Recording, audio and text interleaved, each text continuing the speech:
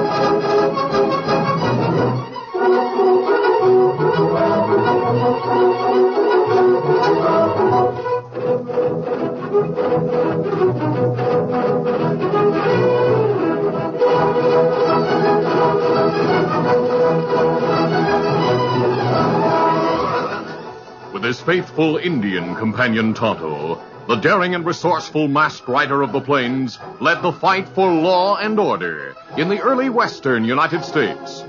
Nowhere in the pages of history can one find a greater champion of justice. Return with us now to those thrilling days of yesteryear. From out of the past come the thundering hoofbeats of the great horse Silver. The Lone Ranger rides again. Come on, Silver. Let's go, big fella. Hi-yo, Silver! Hi!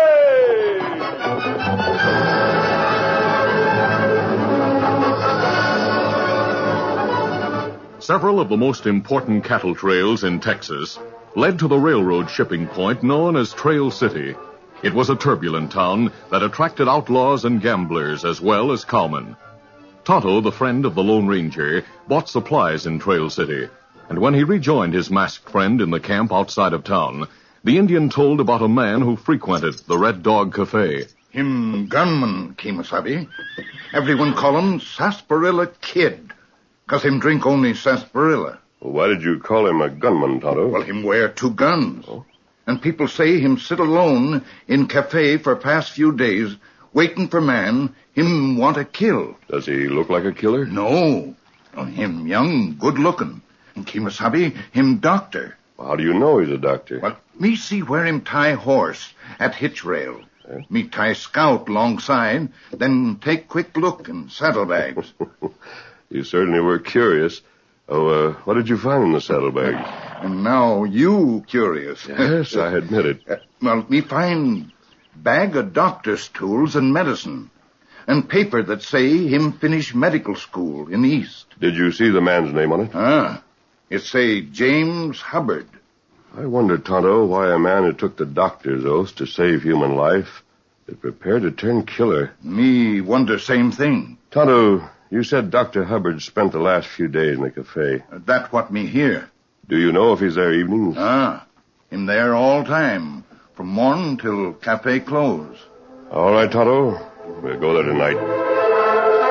That evening, soon after dark, the Lone Ranger and Tonto started for town.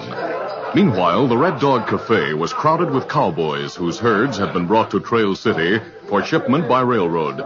Young Dr. Hubbard sat alone at a table in the rear, a bottle of Sarsaparilla, the only soft drink of that time, in front of him. His eyes were fixed on the bat-wing doors at the street entrance, until an old man sweeping the floor came close to the table and said, Mister, I heard you've been asking about a man named John Thorpe. Yes, I have. Why? For $5, I'll tell you where he is. All right. Here's your money. Where is he? He's camped about a half a mile east of town. He got there this afternoon and set up his tent. His tent? Yep. He's a preacher. Well, then he's the wrong man. The John Thorpe I'm waiting for is one of the toughest cattle barons in Texas. He makes his own laws and lives by the rope and gun. He should be here with a cattle herd in a few days. How long is it since you heard about him? About 10 years. He's the same man. Thorpe used to be what you said, but about 10 years ago, something happened that changed him. What happened? I don't know. But for 10 years, he's been traveling around holding revival meetings near cow towns like this. His daughter travels with him. Her name is Jane. Jane? Oh, a handsome girl. About your age. Is Thorpe a tall man who walks with a slight limp? Yep. He's got a bullet scar on his neck. That's the man. He set up a big tent and aims to start his revival meetings tomorrow night.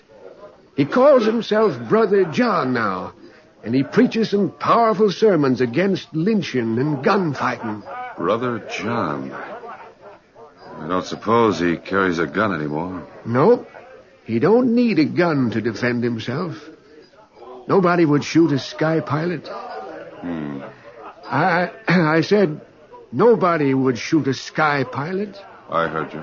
Not even a hot-headed gunslick like Lightning Joe Crane.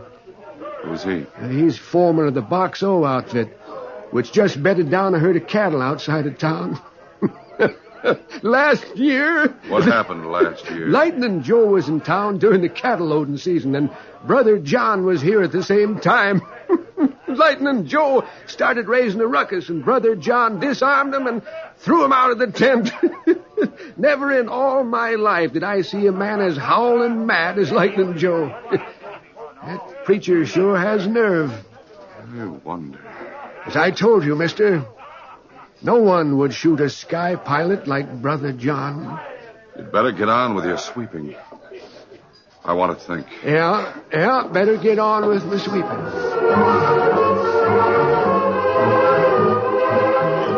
At that moment, the Lone Ranger and Tonto drew rein and dismounted in the darkness behind the cafe.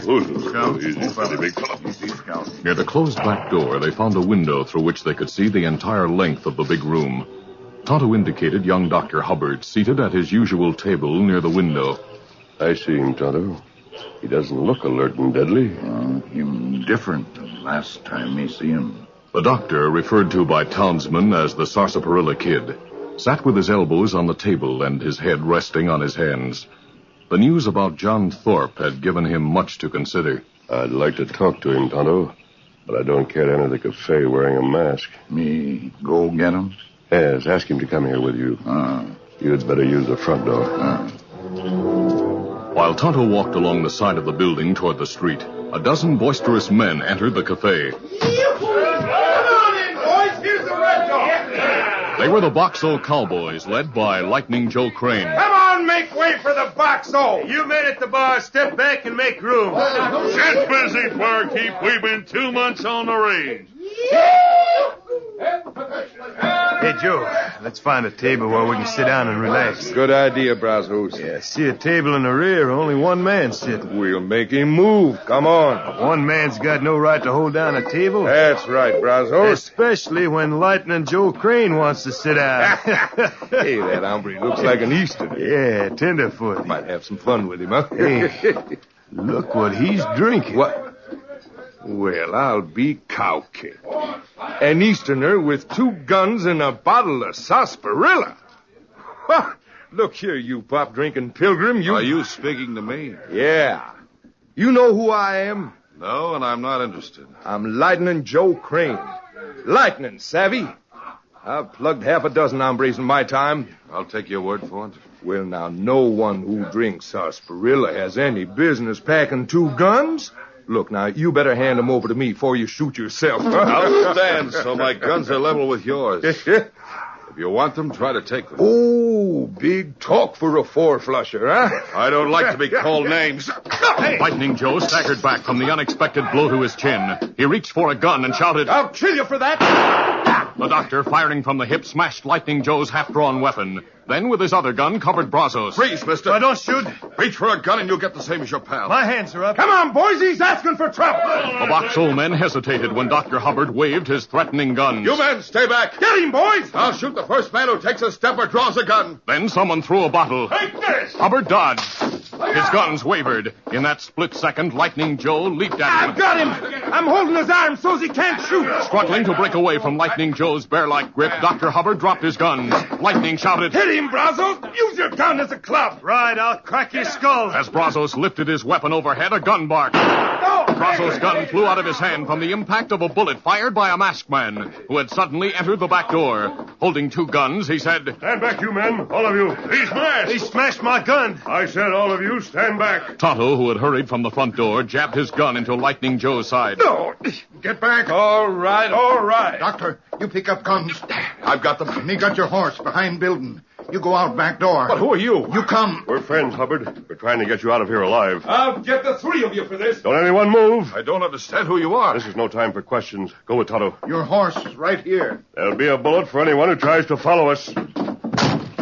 Easy, Scout. Get going. Easy, steady, big fella. Come on.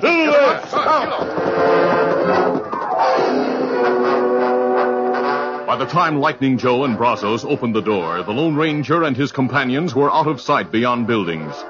The three soon reached the masked man's camp in the woods south of town. There, the Lone Ranger gave an adequate explanation for his mask and told how Tonto had learned the doctor's identity. There's one question you haven't answered. What is it, Doctor? Why did you and Tonto help me? You needed help. You might have been killed. Life is cheap in this part of the country. Yes, life may be cheap, but your medical training is priceless. The West needs you. The country would suffer great loss if you were to die or kill. If I were to kill? Could you practice your profession after violating the doctor's oath by taking a human life? What makes you think I'd kill someone? The way you wear and handle your guns. Oh. As for your own safety, you'll be in danger as long as Lightning Joe's around here. You shamed him in front of his friends. He started the trouble. Nevertheless, he'll not rest until he gets revenge. So now I've become an object of revenge. An object of revenge, as well as a seeker. What do you mean? I think you're seeking vengeance against someone. Isn't that true? Well, yes, it's true. Why not tell Tonto and me the story? I guess I owe you that much. It began 10 years ago.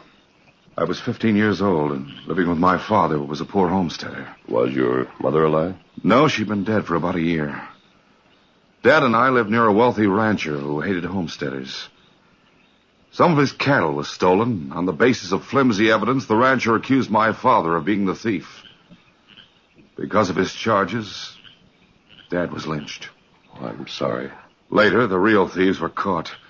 They confessed, and Dad was proved innocent. But that didn't bring him back. I swore then that I'd kill the rancher. Oh?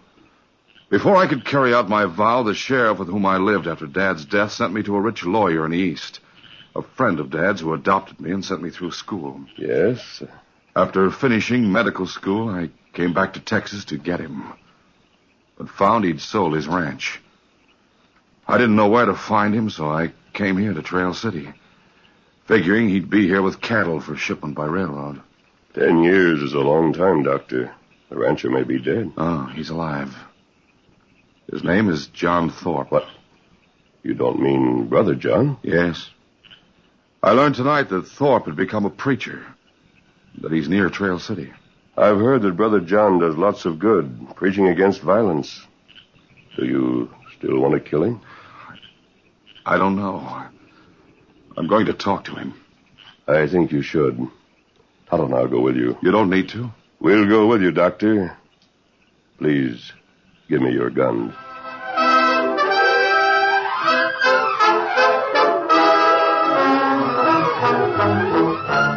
The curtain falls on the first act of our Lone Ranger adventure. Before the next exciting scenes, please permit us to pause for just a few moments.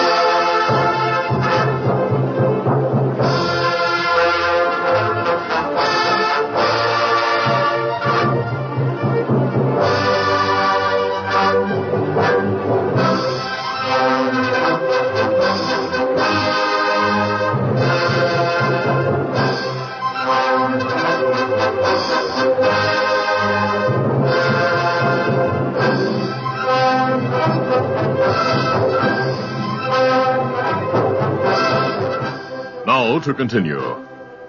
Meanwhile, most of the Boxo cowhands had left the Red Dog and returned to their camp. A few townsmen remained in the cafe. Also, Lightning Joe Crane and his friend Brazos. The two sat at a table examining guns they'd borrowed from a couple of the ranch hands. It makes me sore when I think of my favorite gun being smashed. We'll both have to buy new ones, Joe. The masked man's bullet smashed mine. I'd like to put a bullet through his head. And that goes double for that sarsaparilla drinking Easterner. You don't dare shoot him, Joe. Why not? Everyone knows what happened here tonight. If the Easterner's killed, you'll be the first one suspected. Yeah. But just the same, I'm going to get square with him somehow. Wish I knew where to find him. Yeah, maybe the barkeeper knows where he's staying. Yeah. Or maybe the old sweeper over there knows. I'll ask him. Hey, Whiskers. Speaking to me? Yeah, come here a minute. Yes, sir. You're always around. You probably hear a lot of talk. You know where we'll find the Sarsaparilla kid? He's been living at the hotel. Thanks. There's something else I might tell you. What? I said I might tell you. Sort of depends. Do you want money? What I know should be worth about $5. All right, here. Here's $5. And you better give me my money's worth. Hey, you might find the Sarsaparilla kid with Brother John. Brother John? Yep, he's back in these parts. Yeah, I know. But what makes you think the Sarsaparilla kid's with him? I'll tell you all I know. For several days, the kid's been sitting here in the cafe like he was waiting to gun someone. He kept asking if anyone had seen a cattleman named John Thorpe. I figured Thorpe as being the gent the kid wanted to gun. Never heard of John Thorpe. Not many folks remember him. But I do. And just before you came here tonight, I told the kid that John Thorpe had quit ranching 10 years ago and started preaching. Now he's known as Brother John. Yeah? So you think the kid plans to shoot Brother John? I've told you all I know. Hope you got your money's worth. Yes, sir. And here's $5 more. That's so you'll forget you talked to me. Thanks. Now keep your mouth shut. Yes, sirree. I sure will. I will. Sarsaparilla kid's not the only one who'd like to shoot Brother John. You've got a score to settle with him, Joe, for the way he threw you out of his revival tent last year. I haven't forgotten that. I'd like to get... Brazos. I know how to square things with both the preacher and the kid. How? Catch them together, shoot them both. Then leave things so it'd look like they shot each other. I don't know. Now, look, after the shooting, the sweep'd be sure to tell the sheriff what he knows about the kid. Maybe he's already done so. Yeah? And that'll settle it. It'll be assumed that the preacher shot the kid in self-defense.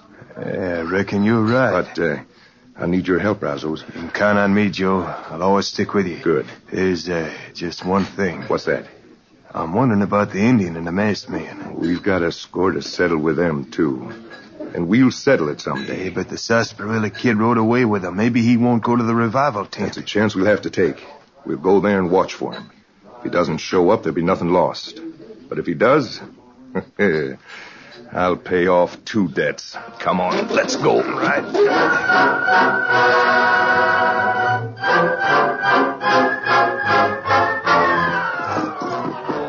Meanwhile, Dr. Hubbard, alias the Sarsaparilla Kid, accompanied by the Lone Ranger and Tonto, drew rein and dismounted a short distance from the big revival tent on the outskirts of Trail City. The Lone Ranger glanced at the lighted tent, which glowed in the darkness, then drew from his belt the guns he'd taken from the doctor.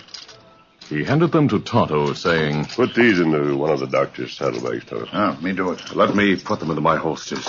I'll not use them. Do you think Brother John will be wearing a pair of guns? It's hardly likely. Then why should you?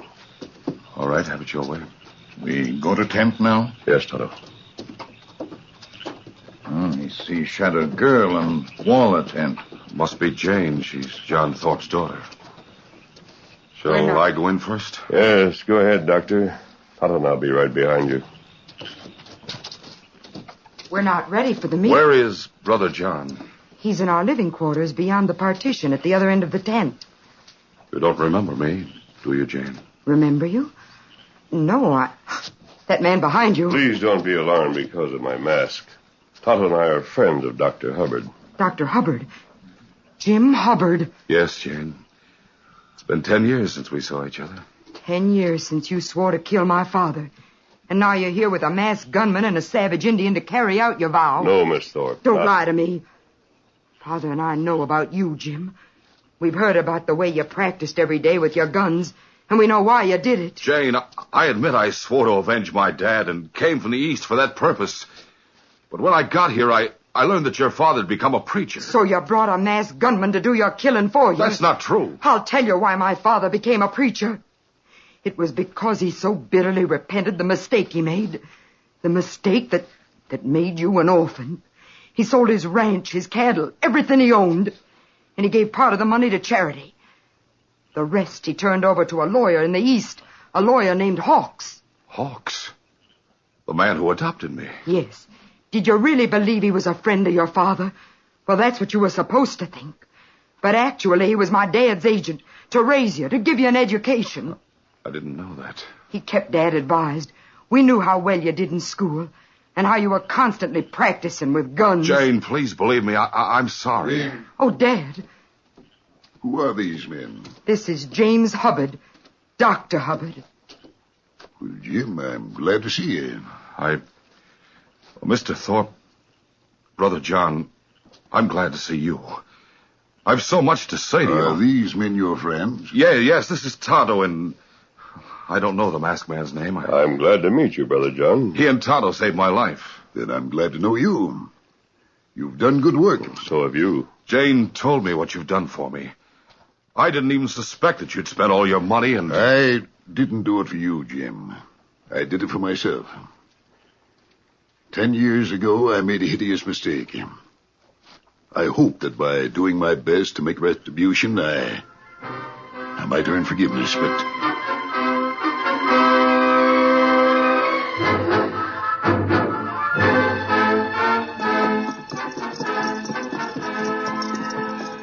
While Brother John talked to Dr. Hubbard, Lightning Joe Crane and Brazos rode out of town and through the darkness until they saw the big tent. Rein in, Brazos. Ho there. You better leave the horses right here. The two men walked closer to the tent. Then Brazos stopped, drew his gun, and waited, while he watched Lightning Joe move soundlessly close to the side wall of the big tent. He saw the gunman lie flat on the ground and cautiously lift the canvas far enough to peer beneath it. Then he saw Joe gesture with one hand and hurried forward. Joe spoke in a whisper. Brazos, we've got better luck than we even dreamed of. Yeah, how's that? The kid's in there. Yeah? And who do you think's with him? It's that Injun and the masked man. Now, the kid's not wearing guns. His holsters are empty. And Brother John's not armed. That leaves only the masked man and Injun. And we'll have the drop on them both before they know what's happening. Come on. Inside the tent, the Lone Ranger and Tonto were gratified to see Brother John and Dr. Hubbard shake hands. Jim, you've no idea how I've hoped and prayed for this day. I'm glad it worked out this Ice way. your hands, all of you. Keep them high. Do as they say, Tonto. Brazos, Lightning Joe. If anyone makes a move, I'll shoot the girl. Now, this is luck, Joe. We'll get square with the masked man and the Injun as well as the others. It's our night for revenge. Put down those guns. I threw you out of this tent a year ago. Yeah, and I'm here to get square. Shoot any one of us and you're both hanged. Not a chance. Everyone in town will think the Sarsaparilla kid did the shooting, with the help of his pal. Who? You. I haven't a gun. You will have when they find your body. It'll be the gun that shot that preacher and his daughter. You two think you'll get away with the murder of all 5 of us? Yeah. And we'll start with the men who wear guns. You and your Injun pal.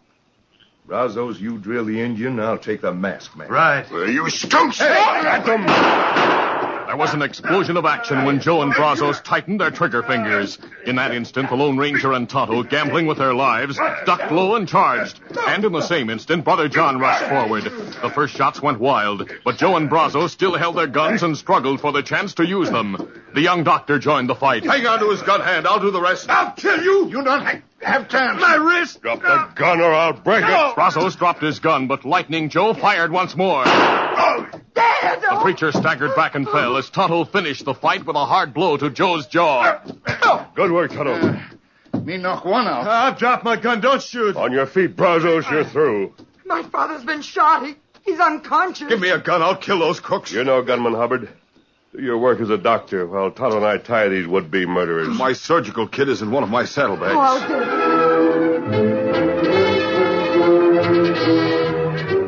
it. It was about half an hour later when the doctor finished work on the wounded preacher and looked up. He saw Brazos and Lightning Joe seated on the ground, tightly bound, and guarded by the Lone Ranger and Tonto. Jane, who had been kneeling in prayer, lifted her head when she heard, How about it, Doctor? Brother John will live. Thank heaven. And thank you, Jim. Dr. Hubbard. It was a difficult operation, well performed. You're the kind of doctor who's needed in the West. This is my country. I belong here. Here are your guns. I'll not need them anymore. Only to help Tonto guard these prisoners until the sheriff takes over. Well, that's right. Are you sure my father will be all right? Yes, Jane. He should regain consciousness very soon. The sheriff will be here soon. Good. Me, wait. Adios. Goodbye. Tonto, we're all mighty indebted to you and to your masked friend. Oh, we glad to help. Jim, who is the masked man? Jane, in his way, he's a combination of doctor, preacher, and lawman. He fights to save men's lives, their souls, and their human rights. He's the Lone Ranger. I'll Silver! Hoy!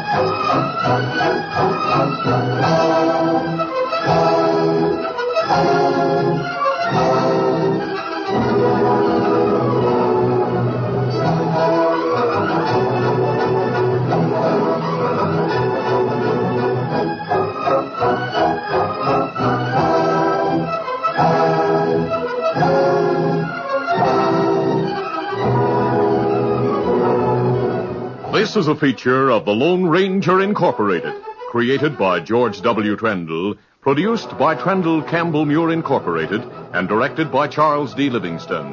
Tonight's drama was written by Fran Stryker. The part of the Lone Ranger is played by Brace Beamer.